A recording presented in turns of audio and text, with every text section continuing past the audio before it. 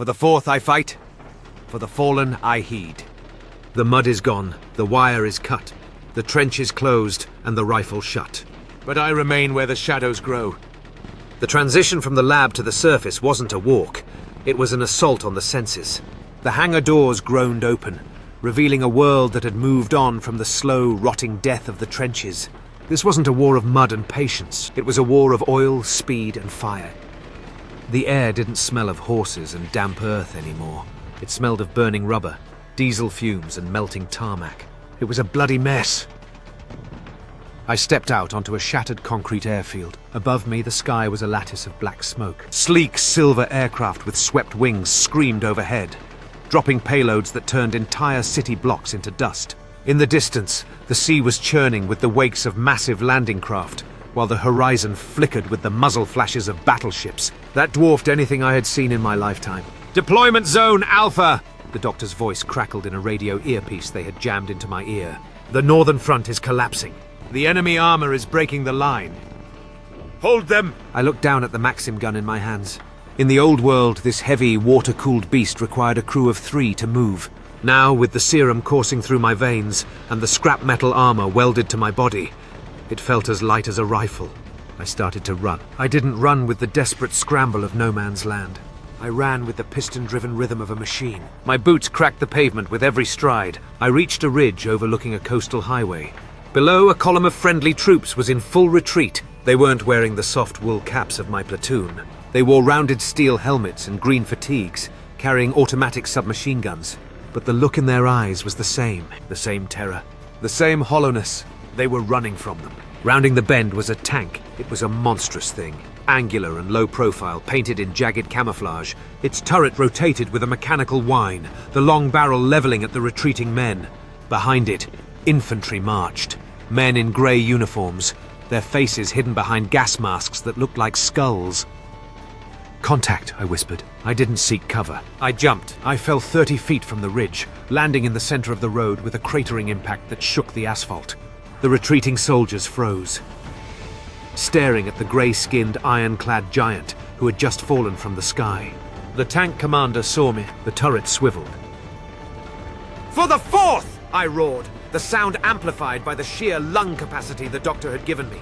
I pulled the trigger. The Maxim gun didn't just fire, it screamed. No breath to give, no heart to beat, just iron hands and heavy feet.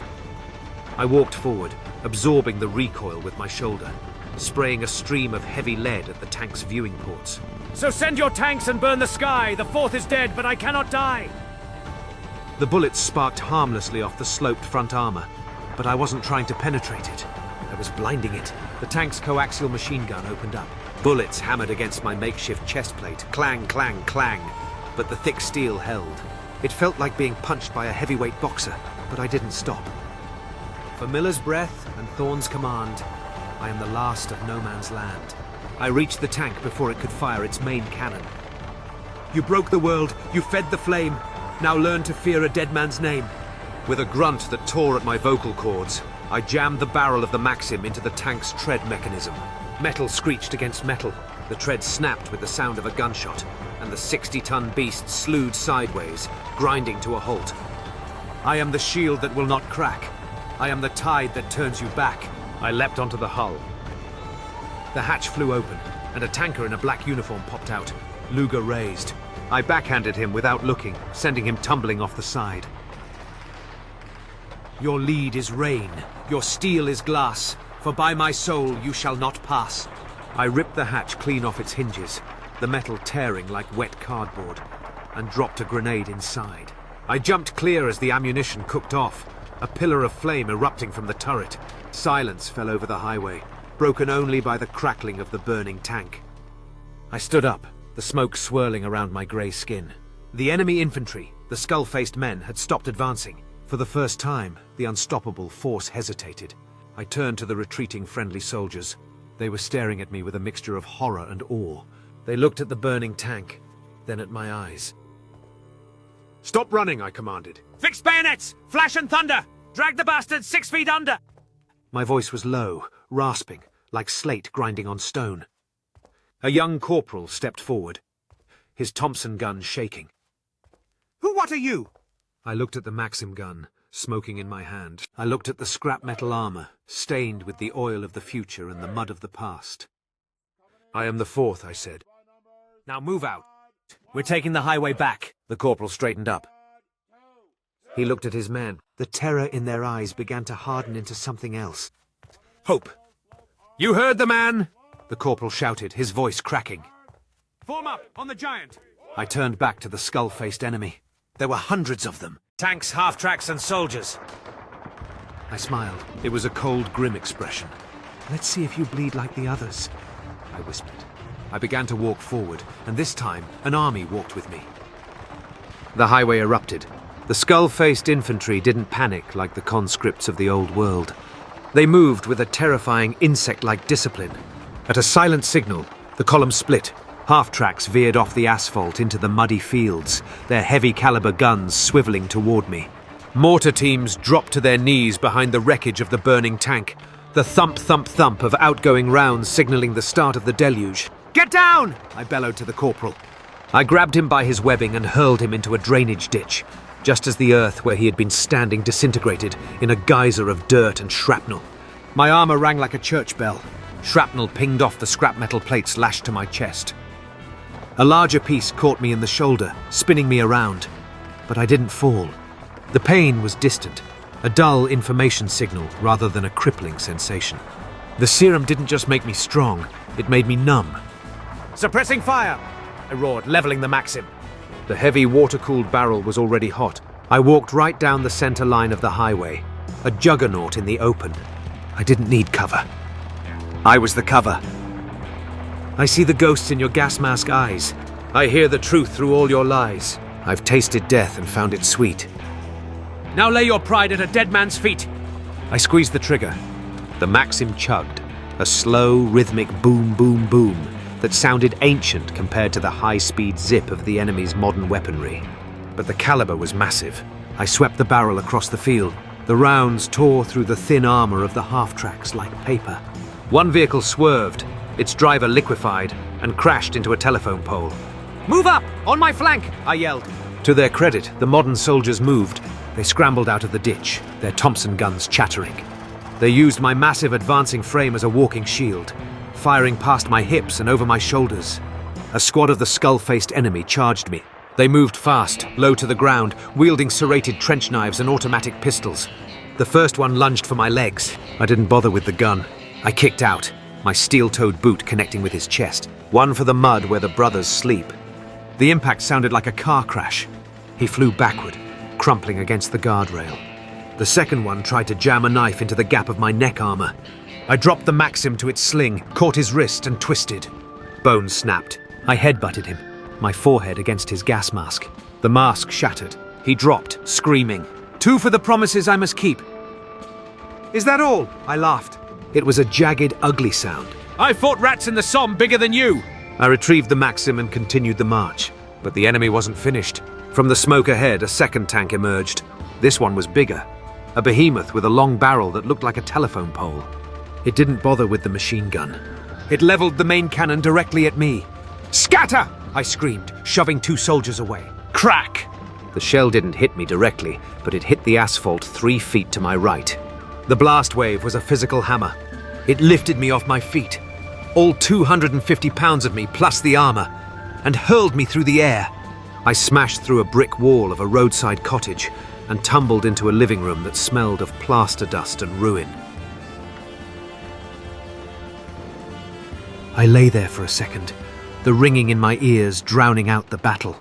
My chest plate was dented inward, pressing against my ribs. I tasted copper and collapse, the poem whispered in my mind, shedding the saddest of tears. "Not today," I grunted. I grabbed a heavy oak table leg and hauled myself up. The serum surged, knitting torn muscle, forcing air into bruised lungs. I looked through the hole in the wall. The tank was rolling past, ignoring me, turning its turret toward the soldiers in the ditch. They were screaming. They were going to die just like my platoon. "No!" I saw a satchel of explosives on a dead engineer near the window. I grabbed it. I didn't run out the door. I ran through the wall. I burst out of the cottage in a shower of bricks, sprinting blindly toward the tank's blind spot. I scrambled up the rear engine deck, the metal searing hot against my hands. The commander's hatch was locked down tight. I didn't have a grenade this time. I had my hands. I jammed my fingers under the lip of the hatch. I pulled. My biceps screamed. The metal groaned. The veins in my neck felt like they were going to burst. I thought of the children in the bunker. I thought of Miller. I thought of the silence. Screech! The steel gave way. I ripped the hatch open, bending the locking mechanism until it snapped. 3 for the hate that the doctor gave. 4 to send you to a shallow grave. I pulled the pin on the satchel charge, dropped it into the dark belly of the beast, and slammed the hatch back down. I leaped off the back, hitting the asphalt and rolling just as the tank gave a violent shudder. A muffled whoomp echoed from inside. Smoke poured from the vents. The engine died. The turret slumped. No mercy asked, no mercy shown. A king of scrap on a blood-stained throne. Break the bone and tear the steel! To the iron ghost, you all shall kneel. I stood up, dusting the brick dust from my armor. The firing had stopped. The enemy infantry, seeing their second tank dead in the water, began to pull back into the tree line. The corporal climbed out of the ditch. He stared at the smoking tank, then at the hole in the cottage, and finally at me. He looked terrified. You just ripped a tank open, he whispered. I picked up my Maxim gun from where I'd dropped it. I checked the ammo belt. It was in my way, I said. I looked down the highway. The city was burning in the distance, a skyline of jagged steel and fire. That was where the doctor said the front was. That was where the war was. Gather the ammo, I ordered, turning my back on the victory. We walk until we hit the sea, or until there's no one left to shoot. I started walking. Behind me, I heard the boots of these modern soldiers falling into step. The rhythm was sloppy, but it was there. The 4th Battalion was marching again. The whistle blows in a hollow chest. The 4th has risen from their rest, but not as men but as a storm, in a jagged grey and iron form. From the Somme to the city gates, it is not a man but hell that waits. Sound the drum and light the pyre. Baptize the world in the 4th's own fire! The adrenaline faded, leaving only the cold, vibrating hum of the serum in my veins. The sun had dipped below the smoke-choked horizon, turning the sky a bruised purple that reminded me too much of Ypres. We had holed up in the cellar of the ruined cottage. The modern soldiers, the greenhorns I decided to call them, sat in a tight circle around a small smokeless stove. They were heating up tins of something that smelled like salted pork and beans. I sat in the corner, the shadows clinging to my bulk. My armor creaked every time I shifted. The Maxim gun lay across my lap like a sleeping child or devil. I didn't need to eat. The doctor had taken that small pleasure from me, replacing the hunger in my belly with the burning itch in my blood. But I missed the ritual of it. The clinking of spoons. The complaining about the biscuits. The young corporal, his name was Miller, strangely enough, though he looked nothing like the Miller I lost in the mud, stood up. He held out a pack of cigarettes. "Smoke, sir?"